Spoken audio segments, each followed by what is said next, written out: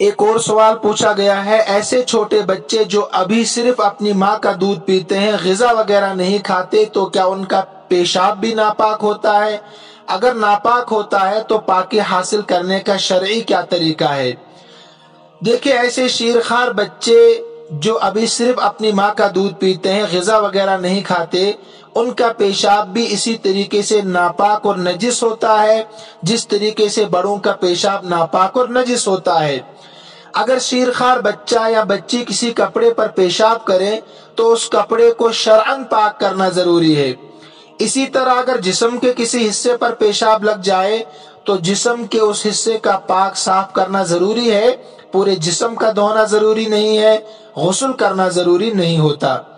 اس کپڑے کو جس پر شیرخوار بچہ یا بچی کا پیشاب لگا ہوا ہو 3 بار اس طور پر دھونا لازمی ہے کہ ہر مرتبہ دھونے میں نیا پانی استعمال کیا جائے اور ہر مرتبہ اچھی طریقے سے نچوڑا بھی جائے۔ یاد رکھیے کہ ائمہ اربعہ انہیں چاروں امام اس بات پر متفق ہے کہ شیرخوار بچہ یا بچی دونوں کا پیشاب ناپاک ہوتا ہے، تو لہذا پیشاب سے بچنے کی پوری کوشش کرنی چاہیے۔ حضرت ابو ہریرہ رضی اللہ تعالیٰ عنہ فرماتے ہیں کہ اللہ کے نبی صلی اللہ علیہ وسلم نے فرمایا، استنزہوا من البول فإن عامۃ عذاب القبر منہ، کہ پیشاب سے بچو کیونکہ عموماً عام طور پر قبر کا عذاب اسی وجہ سے ہوتا ہے، پیشاب سے نہ بچنے کی وجہ سے ہوتا ہے۔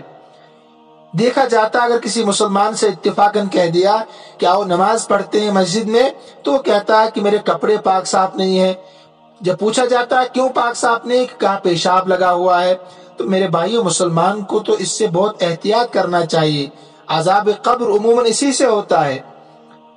آپ نے شاید سنی ہوگی وہ روایت کہ حضرت سلمان رضی اللہ تعالی عنہ سے جب استہزان مشرکین مکہ نے کہا کہ تمہارے نبی نے تمہیں چھوٹی چھوٹی چیزیں سکھائی، یہاں تک کہ پیشاب کرنے کا طریقہ بھی، تو انہوں نے جواب دیا تھا کہ ہاں ہمیں سکھایا ہے، ہمیں یہ بھی بتایا ہے کہ ہم پیشاب صاف کرنے میں، استنجا کرنے میں کم سے کم 3 پتھر استعمال کرے، مٹی کے 3 ڈھیلے استعمال کرے۔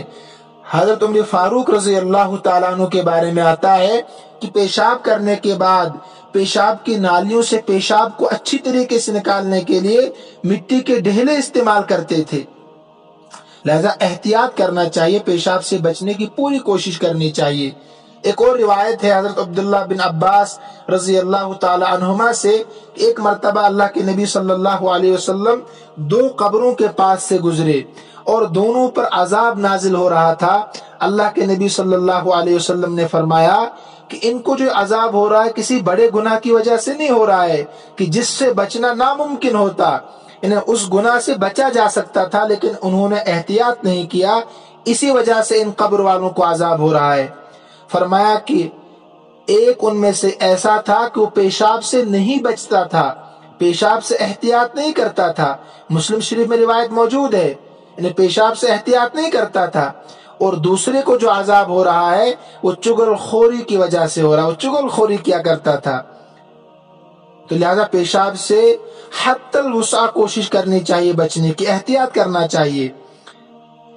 اگر پیشاب ایسی چیز میں لگ جائے جس کو نچوڑنا مشکل ہو، جیسے برتن ہے، جوتا ہے، مٹرس ہے، موٹے قسم کا گدا وغیرہ ہے، تو ان سب کو نچوڑنا مشکل ہے، تو ان کے پاک کرنے کا طریقہ یہ ہے کہ ایک مرتبہ پانی ڈال کر ٹھہرا جائے، جب پانی ٹپکنا بند ہو جائے تو پھر دوسری مرتبہ پانی ڈالا جائے، پھر جب پانی ٹپکنا بند ہو جائے تیسری مرتبہ پانی ڈالا جائے، تو اس طریقے سے 3 مرتبہ پانی ڈالنے سے یہ چیزیں پاک ہو جائیں گی۔ اگر فرش پر پیشاب لگ جائے اور وہ دھوپ کی وجہ سے سوکھ جائے، ہوا کی وجہ سے سوکھ جائے، تو وہ زمین اور وہ فرش پاک صاف ہو جاتا ہے، اس پر نماز آپ پڑھ سکتے ہیں۔ اور جو نجاست نظر آتی ہے، مثلا پاخانہ ہے، خون وغیرہ ہے، تو اگر ایک مرتبہ دھونے سے آپ کو لگتا ہے کہ بالکل پاک صاف ہو گیا ہے، نجاست نظر نہیں آ رہی ہے، بدبو بھی نہیں آ رہی ہے، تو ایک مرتبہ دھونے سے بھی پاک ہو جائے گا۔ لیکن اگر 3 مرتبہ دھونے کے بعد بھی ناپاکی موجود ہے، 4 مرتبہ 5 مرتبہ بھی آپ دھو سکتے ہیں، جب تک کہ پاک صاف نہ ہو جائے۔ اگر نشان باقی رہا لیکن نجاست ختم ہو چکی ہے، بدبو نہیں آ رہی ہے، تو اس طریقے سے کہ کپڑا پاک صاف ہو جاتا ہے۔ اللہ تبارک و تعالی عمل کرنے کی توفیق عطا فرمائے۔ وقت مکمل ہو چکا ہے۔ السلام علیکم ورحمۃ اللہ وبرکاتہ۔